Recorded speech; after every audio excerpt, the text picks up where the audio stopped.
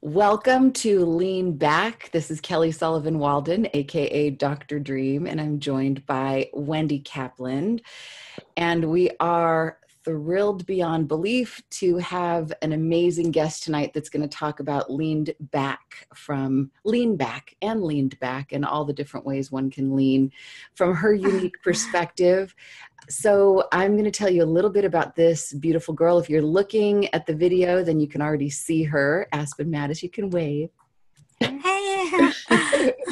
And Wendy, by the way, this is the first of this series you're listening to, Wendy is the founder of Vision Quest Consulting, and you can find all about Wendy at visionquestconsulting.com. Right, Wendy? Is that the best? Yeah, okay. Perfect. Thank you.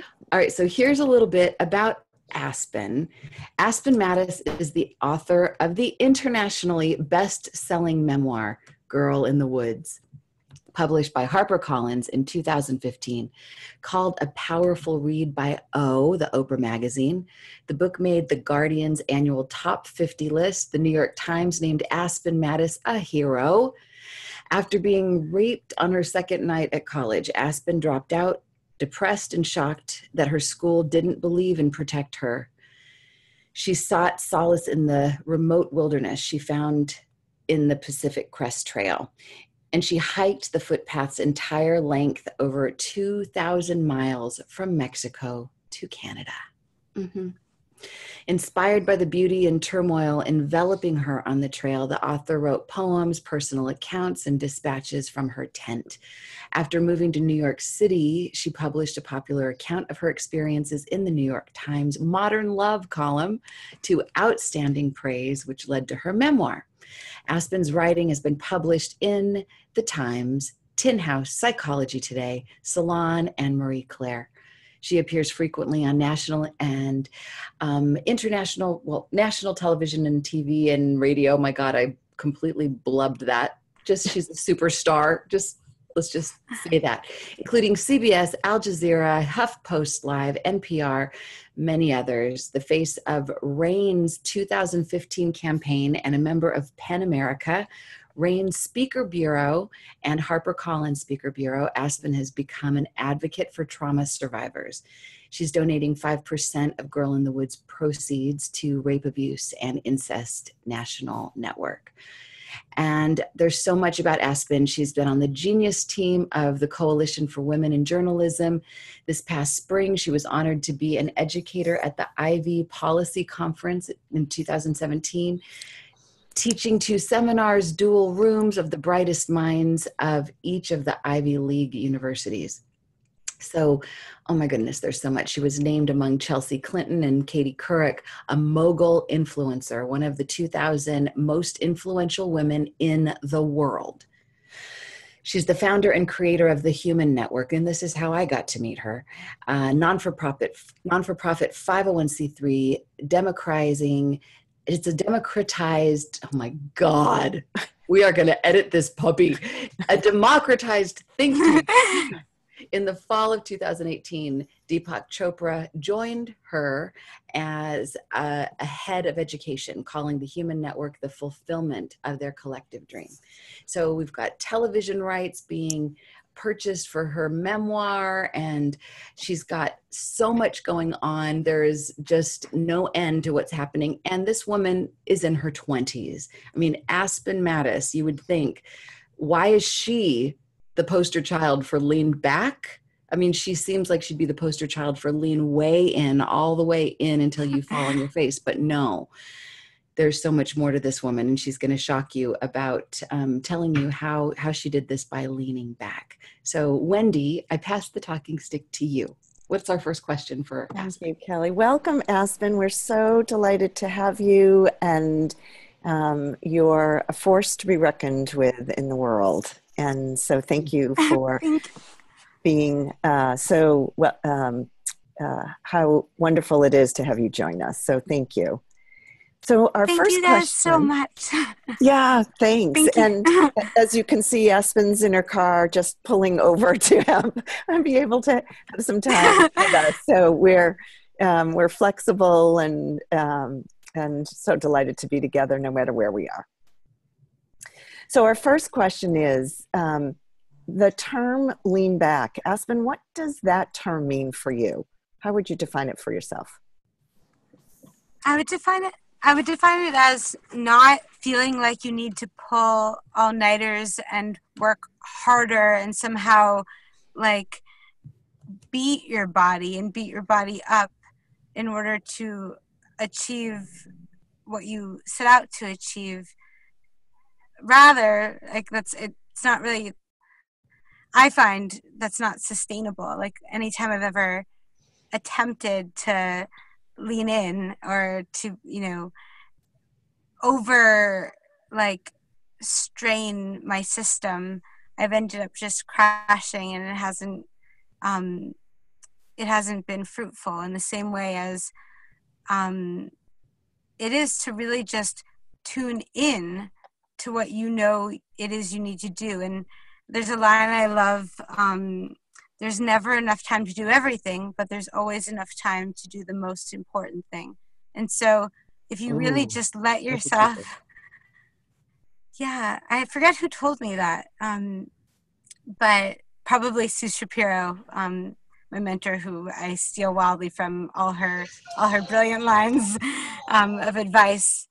But yeah, like if you really just let yourself know what you already know, you know what there is to do. And usually there's just one next thing to do. You can ask yourself, what's next? And it's not so overwhelming because you can't do 13 things at a time in truth anyway. So I always I've thought about the way that my own career has unfolded and the way that my life has unfolded, and it's really like one door opens and all you really need to do is notice it and then walk through it, and you don't have to worry about all the other doors that haven't opened, and you don't also have to look for a second door when you already have one, because you can't really walk through two doors at once anyway. So Brilliant. yeah, leaning back. Yeah. Yeah, that's really great. Thanks. Kelly, do you want to ask the second question? Oh, Lord. Well, I guess what's an example of what leaning back looks like for you? Because I know you're incredibly productive. So I assume leaning back doesn't mean falling asleep at the wheel. Not doing something. Not doing anything. But so how do you lean back and be productive? So, I mean, writing is a very specific sort of practice, but if I'm answering that question in terms of writing, because I do write every day, no matter if I feel like it or not, and no matter no matter the circumstance, I make time to write every day, because I find that writing spawns writing, and ideas trigger ideas, and one day off really is 2 days lost. So it's so important to me, even if it's only for an hour. Say something about that, because I know we've got some writers or would-be writers in our community, and so you write every day, whether you feel every like day. Or not.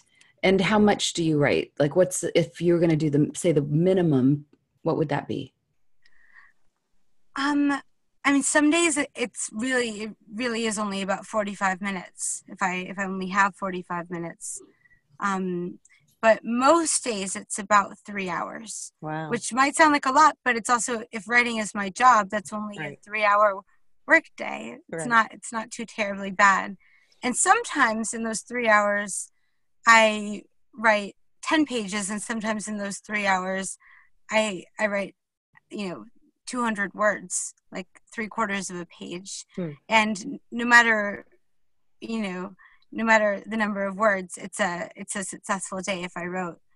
If you wrote, that's okay. So inside of that, I think you told me once that you wrote 100 pages in a day once. Is that true? Or you did a stretch, like a marathon stretch? I've written 40 pages in a day. Okay. Well, in my mind, yeah. That's a lot. 40 is a lot. Were you leaning in during that time, or were you just so leaned back in that you were just so a channel? That's the thing. That's such a good question. So no, it's really the opposite of arduous when you're in flow, like when you're writing. like time flies and like hours pass and you look at the clock and you're like, how is it dark out? Or how is the sun already rising again? How have I just pulled an all-nighter? And sometimes I find that the next day when I reread what I wrote the previous day, which I often do, especially when I'm working on a longer project like a book, I often don't remember having written the words that I'm reading. So it's really just a state of almost like your consciousness is outside of yourself, almost like any kind of like almost, I find the same thing with skiing. I don't know if you've I'm ever a had skier, so I get experience that. like ski. Yeah. I used to ski race when I was younger in high school, and skiing ever since has always, throughout my childhood and throughout my life has always been this kind of Zen practice where like you don't really remember how you got down the mountain, but you're at the bottom of the mountain and hours can pass, or whole days can go by and it can feel like no time has passed. It's almost this experience of being so present and so in the dance and so in the experience of making connections with your mind that are not ones of ardor like force and like, but really ones of like just dream flow. Yeah. I heard Jay-Z interviewed yesterday, and the interviewer asked him how he knew he had a good song. It was a good piece, and he said something similar. He said, you almost don't know what's happening. You're in the moment, you're in the flow, and it just unwinds itself and leads to something else and leads to something else. And that Zen-like uncovering is reminds me of what you're talking about. I know what people are thinking as they're hearing this is, okay, this is not lean back so much as being in the zone. And I think Wendy and I agree that it is a blend of both. It's a blend of, it's like an active meditation. It's like also, I'm not a skier. I'm a very dangerous skier. I've over entire ski teams before coming off a ski lift. But dancing is something that I can relate to, and being like, you have to be present and in your body, and yet something else is moving through you. And that's when it's amazing.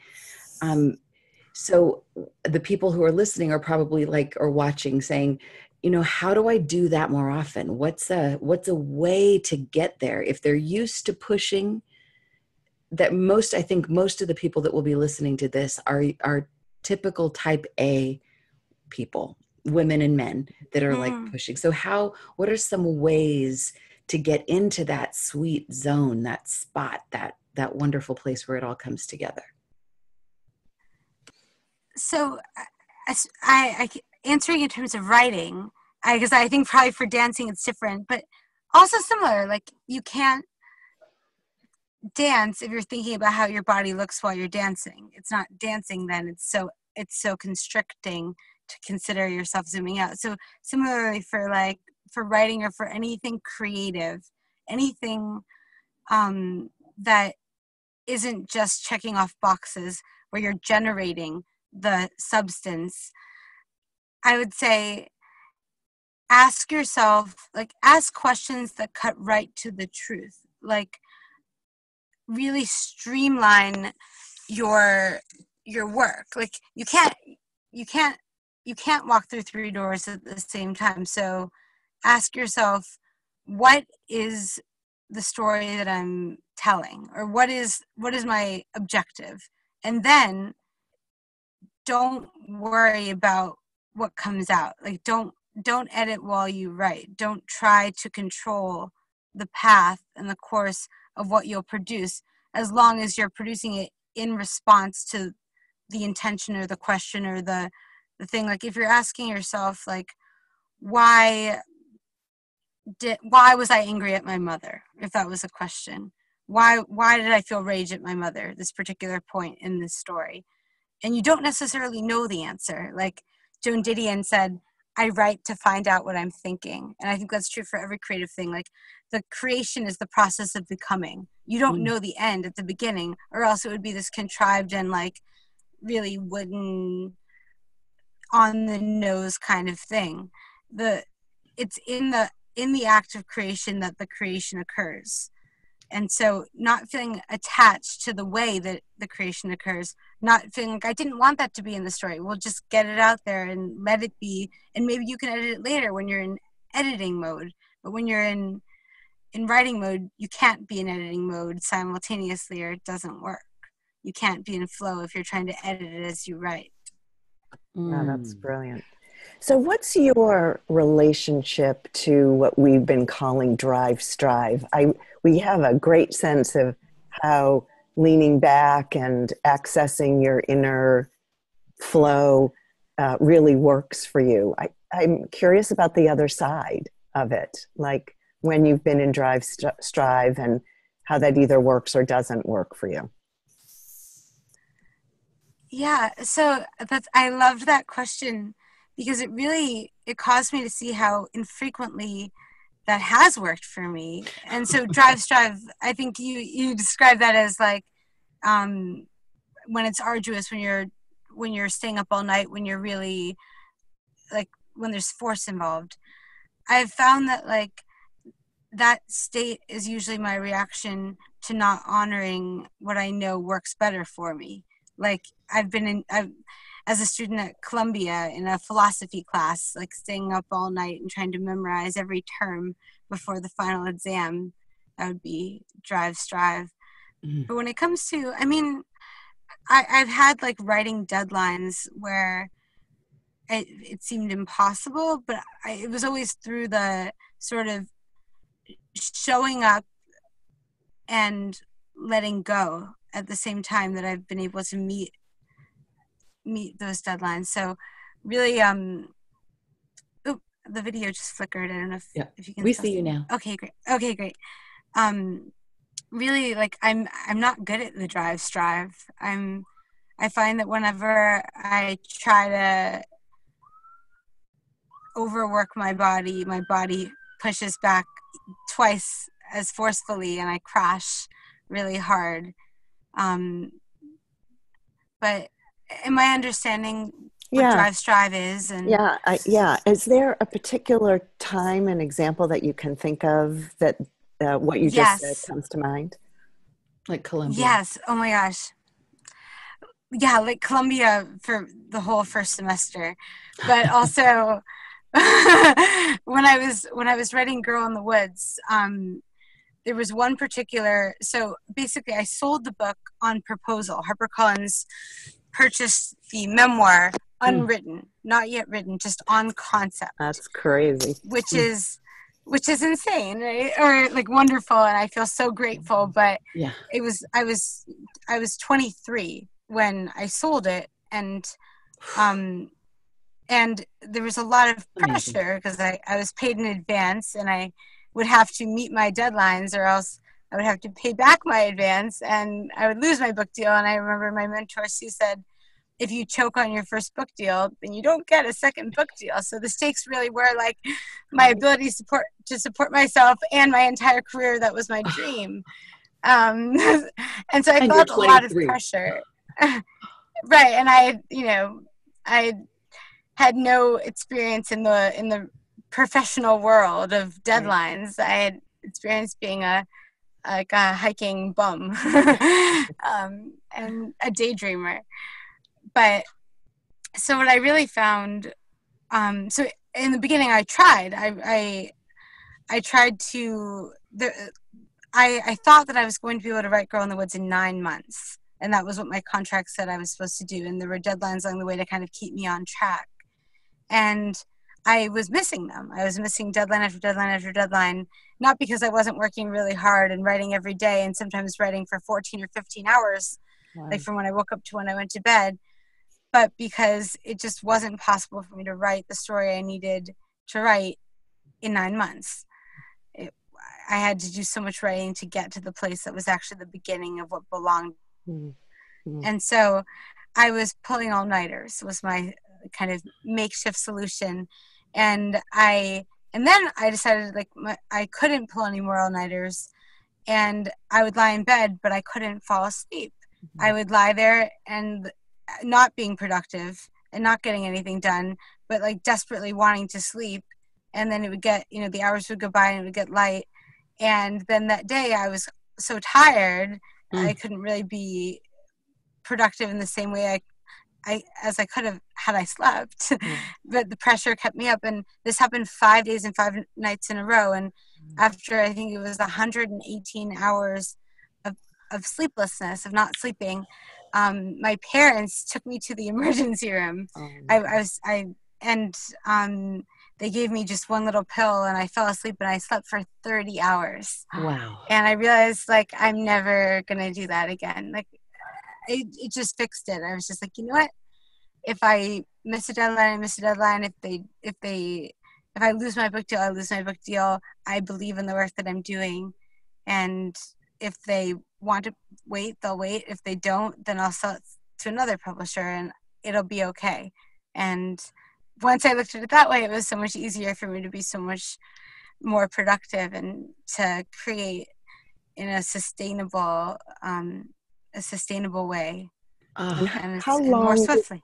How long did it take you to write the book, just out of curiosity? Great question. 2.5 years. Wow. And it turned out, for those who haven't yet read it, it is masterful. Every word is delicious. It's like a snowflake that melts on your tongue. You just want to savor every one of Aspen's words. It's not just like, here's the story, boom. It's just like you get so deep, and you feel like, I feel like I know you. I feel like I walked the trail with you. I feel like I don't even have to go hiking ever because I did it already. So Aspen, how did you resolve the gap between the 9-month publisher request, good question, and your 2.5 years? Yeah. So what, like, how was it okay with the publisher?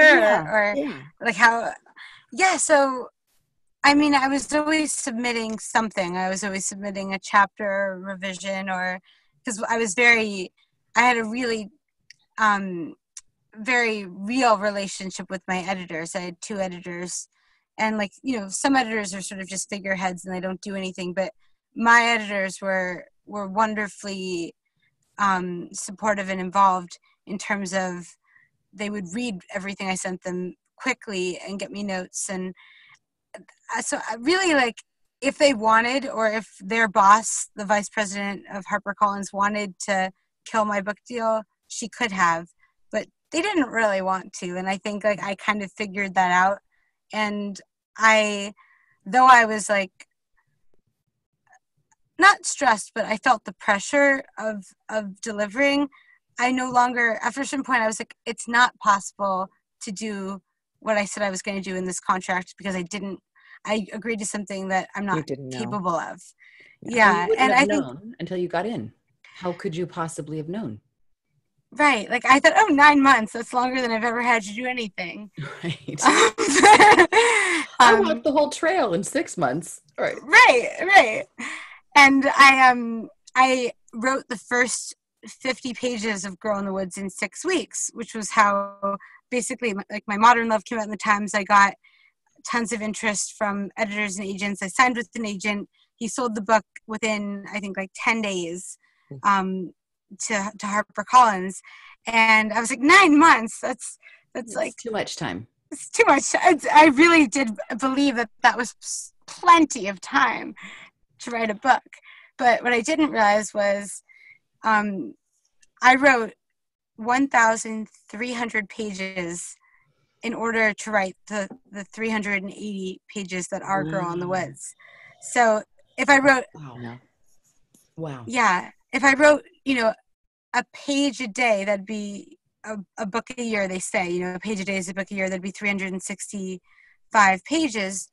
But in my case, I had to write 4 or 5 pages for every one page that I kept. I cut so much, and obviously no one wants to read a 1,300 page book. So. Thank you for telling us that. Thank you for giving us some of the insider scoop on that. And I do think. Yeah, I don't think I've ever. Sorry, I don't think I've ever told anyone that. Thank you for asking, Wendy. I mean, I think you are in many ways the poster child for, and by child, I mean, you're not a child, you're an adult, a young adult. And I'm so impressed, but you are the poster child because we're trying to define what we're wanting ourselves to get from this whole lean back experience and for other women. And I feel like you're really embodying it. It's not about checking out. It's not about dropping out. It is about finding a groove and still being productive. In fact, more so, the most. I mean, I think Wendy and I, at the end of the day, really are still achievement oriented, but we want to do it smart, not just hard. In a way, right? We talked about it's the way in which we do it. Yeah. Right. So that we don't end up in the emergency room with a pill. Right. But maybe but I think every time there is some kind of a 911, whether it's for whatever reason, ending up in the hospital, it's a wake-up call. It's like the whole idea of a crisis being a horrible thing to waste. You didn't waste your crisis. And Wendy, you didn't waste your crisis. And I look at every crisis I have, and I have my share as like, what's the pearl? What am I going to get from this? How is this going to transform me and make my MO 1,000 times better? So I feel like you did that. And I so appreciate you sharing. I hope that everyone who's watching and listening runs out to get Girl in the Woods and gets why it took what it took for Aspen to write this book. And is there any, as we're wrapping this up, is there any other tools we're looking to, and by the time we're finished with this series, we want to have a handful of good tools for our women, like I own them. I don't own them. They're free agents, but to be able to go different things, and you've already given us some, but is there anything else that you use if you ever feel stressed or feel like you're starting to push, like anything else that you can do to get into your flow? Yeah. Well, I have little rules for myself. Like there's so many days where, because there are so many days where I show up and I write for so many hours and really am not producing very much. Like I might sit for 7 hours and only write 2 pages sometimes, which sounds unbelievably slow. But then I'll go, I'll take a walk and I'll go to bed and I'll wake up in the middle of the night at 4 o'clock in the morning with an idea, and I'll just think I'm just going to write down the idea, and I end up writing 7 pages in in an hour. And then it's almost like that whole day was worth it. And had I not put in those hours of nothing that felt like nothing, those 7 pages never would have happened. So really trust that writing spawns writing, and showing up is really your only job. All you need to do is show up and forgive yourself for the days when nothing much happens, because those days will allow the days of magic that you earn by showing up. Yeah, that's brilliant. Oh, that is rich. I'm predicting another book that's inside of the how-to, like how to do this. It's your version of this, Aspen. This is great. This is so helpful. I can't wait to listen to this over and over again. It's really good. I think one of the things that I never thought of until you said it was how productive the unproductive moments and days are. Mm-hmm. Yeah. Most of us beat ourselves up, doesn't everybody end this day the same way? How was your day, dear? Oh, right. I don't know if I got that much done, or I wish I had done more, or didn't feel all that productive. And none of that's true. It feels really myopic to just think about, what did I do today? Was today a good day or not? And but counting it a good day if you got your butt in your chair and you did some writing, at least 45 minutes. Or whatever your practice is. Whatever your thing is. Right? You do something. Yeah, that's great. I know Elizabeth Gilbert in her book, Big Magic. I love the term being a maker. And she talks about as long as you're making something, like every day, doing something that you're creating, that's like, that puts you in the realm of magic. So it sounds like you are in that same vibe, like making something, whatever it is that you make. Who knows what that is, but. And don't worry about editing yourself at all when you're in the mode, because really the two cannot coexist, and you'll only just kind of stamp out your own light when you're trying to edit as you Great. as you create. Yeah, that's great advice. That's excellent. Well, thank you. Thank you so much, Aspen, for joining Wendy and I today. I know you. Thank you, Daniel, for being Aspen's driver. And what a leaned back thing to be driven and to do something that's productive. But while you're in the passenger seat, it's kind of a metaphor. You know? It's such a metaphor. We're not doing the driving. We're passengers in the car of life, and we get to put our headphones on and listen and get into the groove. Well, thank you so much for being our poster child, Aspen Matis. And the best website, and give everybody all your social media, Instagram and all that jazz so they can find you. Oh, thank you. Well, first of all, thank you guys both so much, Wendy and Kelly. This was amazing. This was such a beautiful talk, and I've really enjoyed it. Like, you guys are both such lights, and I'm so excited. I'm so excited for your workshop too. Thank you. We can't wait to have you there. That's going to be amazing. And then my website is just aspen-matis.com, and I'm on Facebook as Aspen, as in the tree, and then Matis, Matis, and on Instagram at Aspen Matis. And you can connect with me any of those ways. And her novel memoir is A Girl in the Woods, and Aspen, you're currently writing kind of the sequel as we speak. Yes, yeah. My next book is called Missing Person, and it picks up where Girl in the Woods left off. And it begins with my husband's sudden disappearance. He was a literal missing person for 43 days. And it's about the experience of that, and then the kind of creative awakening I experienced with his family in the aftermath of that. Goodness gracious. But that will take its time. And also people can look for the Human Network on Facebook. Is there? Yeah, there's humannetwork.org or the Human Network at Human Network on Facebook. And you can also just Google either one. Thank you guys so much. This was amazing. Thank you. We'll see you in a few weeks, and drive carefully. Yeah, can't wait to see you. Drive safely. And for everyone else, just lean on back until we meet again.